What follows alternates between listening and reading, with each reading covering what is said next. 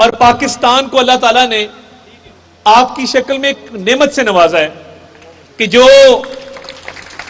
جو ہمارا لیٹسٹ ابھی سینسس ہوا ہے جس کو مردم شماری کہتے ہیں، 70% آف پاکستان's population is youth. 70%. وہ میں تو اپنے آپ کو خوش قسمت تصور کرتا ہوں کہ پاکستان کو یہ نعمت ملی ہے جس قوم کے پوری آبادی کا 70% نوجوان ہوں. آپ یقین مانیں اگر نیک نیتی سے چلیں تو اس قوم کو، اس ملک کو ترقی کرنے سے کوئی دنیا کی طاقت نہیں روک سکتی. اور میں غیر روایتی تقریر کا نہ عادی ہوں نہ کرنی آتی ہے، جو دل کی بات ہوتی ہے وہی سامنے رکھتا ہوں. تو میں آج آپ سے بات یہ کرنے آیا ہوں، ابھی انہوں نے شعر بڑے اچھے پڑھے تو میں بھی اس حوالے سے ایک شعر آپ کی نظر کرنا چاہتا ہوں کہ اقبال کا شعر پڑھا تو میں اسی تسلسل کو آگے بڑھاؤں گا کہ زمانے کے انداز بدلے گئے، نیا راگ ہے ساز بدلے گئے، خرد کو غلامی سے آزاد کر، جوانوں کو پیروں کا استاد کر. تو یہ اقبال نے کیوں کہا تھا کہ جوانوں کو پیروں کا استاد کر؟ کہ جوانوں میں وہ پوٹینشل ہے، جوانوں میں وہ ہمت ہے، وہ حوصلہ ہے جس سے قومیں بنتی ہیں. اور مجھے خوشی ہے کہ اللہ تعالیٰ نے ہمیں یہ موقع دیا کہ یوتھ پروگرام جو کنسیو کیا گیا، جو شروع کیا گیا، آپ میں سے بہت سارے لوگوں کو شاید نہیں پتا کہ یوتھ پروگرام کی بنیاد پنجاب میں تب رکھی گئی جب شہباز شریف صاحب چیف منسٹر پنجاب تھے. اور ٹیلنٹ کو ریکگنائز کرنا، پہلی چیز انہوں نے کیا کی؟ پہلی چیز انہوں نے کہا کہ یہ جو گورنرز کو، وزراء اعلیٰ کو، پریزیڈنٹس کو، پرائم منسٹرز کو، ایڈوائزرز کو گارڈ آف آنر دیا جاتا ہے، یہ سلسلہ بند کیا جائے. انہوں نے کہا کہ آج کے بعد میٹرک کے امتحانات ہوں گے، انٹر کے امتحانات ہوں گے، بی اے کے امتحانات ہوں گے، گارڈ آف آنر ہونہار بچوں کو دیا جائے گا جو پوزیشنز لیں گے. اصل حقدار وہ لوگ ہیں. اور میں آپ کو بتاؤں کہ یہ چھوٹے چھوٹے سٹیپس تھے جس سے نوجوانوں کو نہ صرف انگیج کیا گیا، امپاور کیا گیا، ان کو یہ طاقت دی گئی، وہ مواقع دیے گئے جو وہ ڈیزرو کرتے ہیں. دنیا بھر میں یہ اصول ہے کہ وسائل جو ہوتے ہیں نا، وسائل کسی بھی قوم کے، وہ ان کی تقسیم جو ہے وہ عدل و انصاف کے معیار پہ ہوتی ہے. اب جب میں نے آپ سے بات شروع کی تو میں نے بات کی 70% آبادی کی کہ وہ نوجوانوں پر مشتمل ہے. تو کیا یہ نوجوانوں کا حق نہیں ہے کہ جو وسائل ہیں قوم کے وہ بھی انہیں ان کی آبادی کے تناسب سے ملنے چاہیے؟ جو بچوں پہ پیسہ خرچ کیا جاتا ہے، جو ان کی تعلیم کے لیے ہے، کھیلوں کے فروغ کے لیے ہے، کیا یہ پاکستان کے ہر نوجوان کا حق نہیں ہے کہ وہ جو حکومت کے اخراجات ہیں وہ بھی اسی حساب سے کیے جائیں؟ تو پنجاب میں جو سنگ بنیاد رکھا گیا تھا اس چیز کا، 2013 میں جب ہمیں اللہ تعالیٰ نے موقع دیا فیڈرل گورنمنٹ کا، تو یہ پی ایم یوتھ پروگرام شروع ہوا. اور اس کو شروع کرنے کا مقصد صرف یہ تھا کہ ہمارا سسٹم فیل ہو چکا تھا.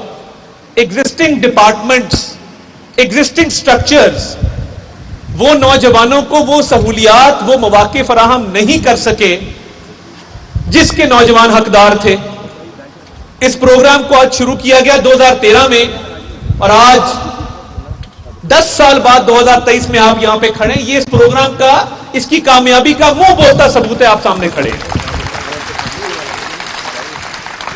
تو اس پروگرام کا مقصد صرف یہ تھا کہ ٹیلنٹ کو ہنٹ کیا جائے، ٹیلنٹ کو جہاں جہاں وہ موجود ہے اس کو نکال کے لایا جائے، موقع دیا جائے کہ ٹیلنٹ جو ہے وہ پرفارم کرے. انفارچونیٹلی آپ ایشین گیمز دیکھیں، آپ اولمپک گیمز دیکھیں، اگر کوئی بیچارہ ارشد ندیم جیولن تھرو کرتا ہے تو وہ دھکے کھا کے آیا ہے.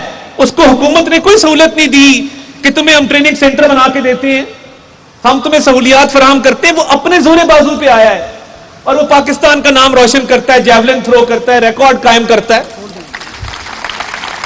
دیگر کھیلوں کی باتیں ہو سکتی ہیں، اس میں ایک ہمارا ویٹ لفٹر ہے نو بٹ، وہ بھی اسی طرح ہے کہ سپورٹس کو ریکگنائز اور یوتھ کو ریکگنائز کرتے بہت دیر ہو گئی.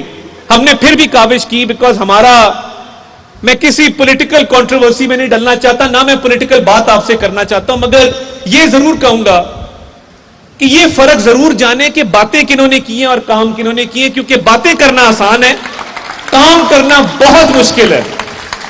یہ فرق ضرور جانے. اور میں آج، آپ بچے ہیں، میں سوشل میڈیا کے ہر فورم پہ موجود ہوں. جتنی گمراہی، جتنا جھوٹ سوشل میڈیا پہ کسی اور فورم پہ نہیں ہے.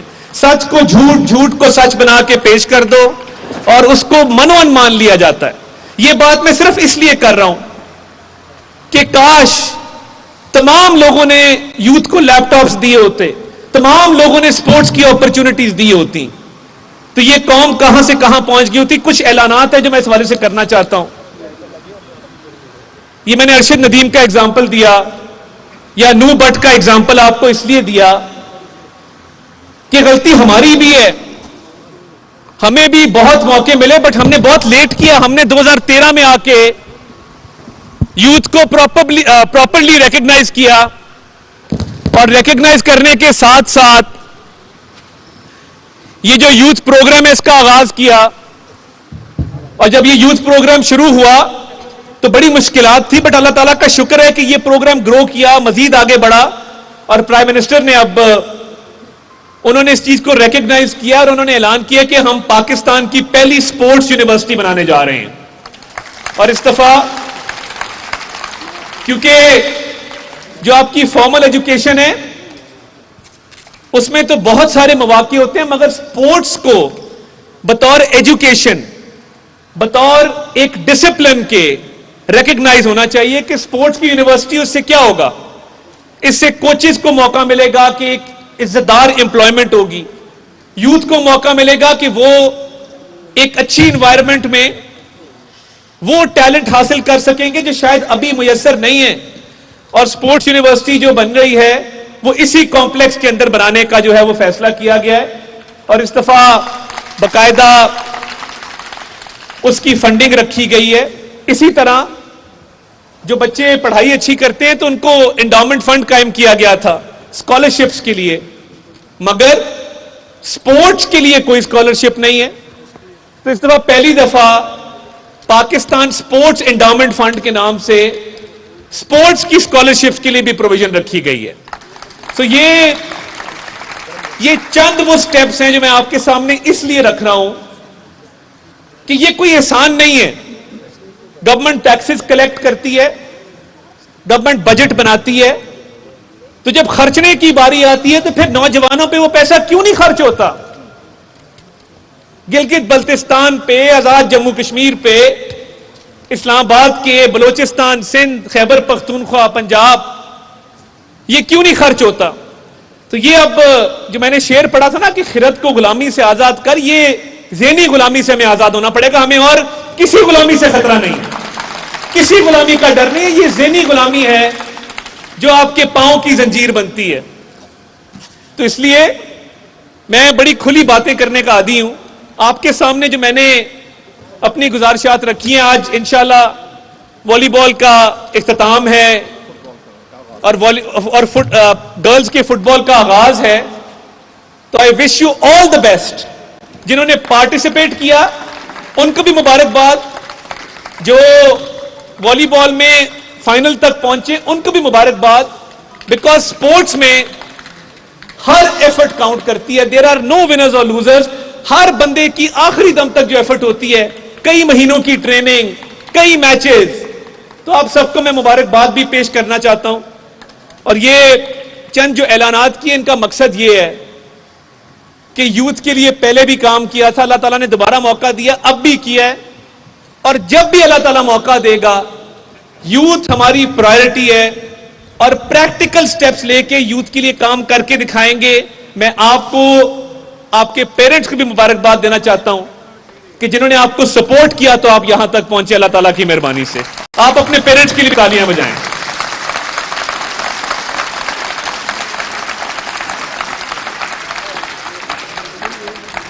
میں اینڈ پہ ان اشعار کے ساتھ آپ سے اجازت لوں گا، اور اس کمٹمنٹ کے ساتھ کہ ہم نے بھی یوتھ کی آواز اٹھانی ہے اپنی انڈیویجول کیپیسٹی میں، اپنی کلیکٹیو کیپیسٹی میں، کہ یوتھ کے سپورٹس کے اوپر، یوتھ کے اوپر وہ وسائل خرچ کیے جائیں جس کے وہ حقدار ہیں، اور ٹیلنٹ کو ریکگنائز کیا جائے جو کہ کیا جا رہا ہے.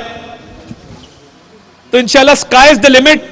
یہ قوم بہت ترقی کرے گی، اور یہ ملک 27ویں رمضان کی شب معرض وجود میں آیا تھا، اور انشاءاللہ تعالیٰ اس نے تا قیامت قائم رہنا ہے، اور اس نے چمکتا دمکتا رہنا ہے اللہ تعالیٰ کے فضل سے.